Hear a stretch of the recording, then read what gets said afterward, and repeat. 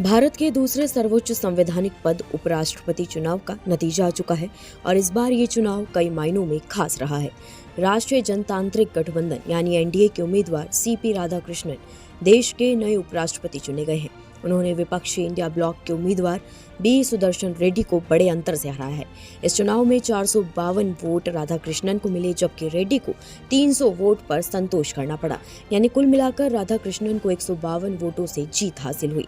वहीं 15 vote invalid घोषित हुए। चुनाव आयोग के मुताबिक इस बार लगभग 98.2% वोटिंग हुई, जो अपने आप में एक बड़ा रिकॉर्ड है। अब बात करते हैं संसद के पूरे गणित की। संसद में कुल 788 सीटें हैं, जिनमें से 7 इस समय खाली है, यानी कुल 781 सांसदों को वोट डालना था। इनमें से 13 सांसदों ने वोट नहीं डाला। इनमें बीजेडी के 7, बीआरएस के 4 और शियद यानी शिरोमणि अकाली दल का 1 और 1 निर्दलीय सांसद शामिल रहे। इतना ही नहीं, पंजाब से निर्दलीय सांसद सरबजीत सिंह खालसा और अमृतपाल सिंह ने भी वोटिंग से दूरी बनाई रखी।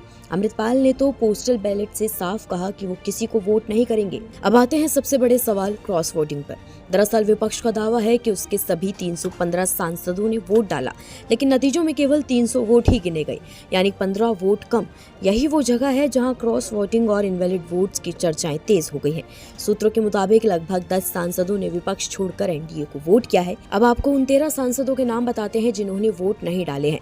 Sasmit Patra BJD, Munna Khan BJD, Niranjan Bishi BJD, Manas Ranjan Mangaraj BJD, Sulata Deo BJD, Debashish Samantaray BJD, Subhashish Khuntia BJD, Suresh Reddy BRS, Ravichandra Vaddiraju BRS, Damodar Rao Divakonda BRS, B Partha Sarathi Reddy BRS, शियद की हरसिमरत कौर एसएडी और सरबजीत सिंह खालसा निर्दलीय।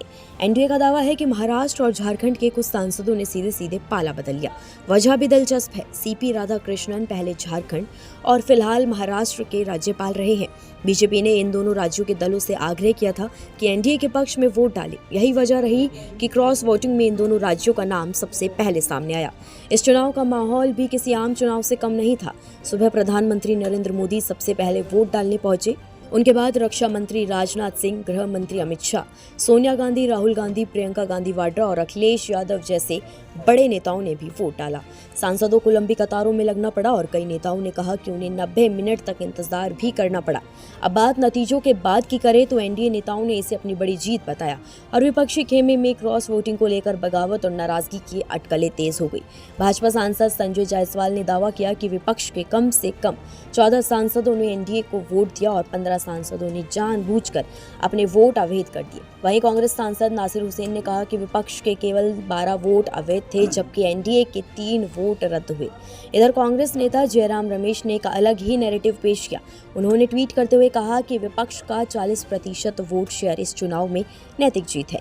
उन्होंने इसे 2022 के उपराष्ट्रपति चुनाव से तुलना करते हुए कहा कि तब विपक्ष को केवल 26% वोट मिले थे, जबकि इस बार 14% की बढ़त हुई है।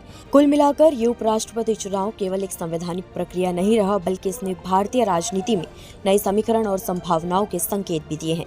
भारी बहुमत से जीतकर सीपी राधाकृष्णन अब देश के 15वें उपराष्ट्रपति बन गए हैं, लेकिन असली बहस अब भी जारी है। वो है क्रॉस वोटिंग और राजनीतिक वफादारी का बदलता गणित। अब मामले को लेकर और इस खबर पर आपकी क्या राय है, कमेंट सेक्शन में हमें जरूर बताएं।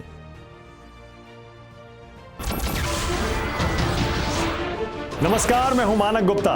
अगर आपको हमारा ये वीडियो पसंद आया हो तो इसे लाइक और शेयर जरूर करें, और हाँ, हमें सब्सक्राइब और फॉलो करना ना भूलें, ताकि आप देश और दुनिया की कोई खबर मिस ना करें। तो जुड़े रहिए हमारे साथ और देखते रहिए न्यूज़ 24।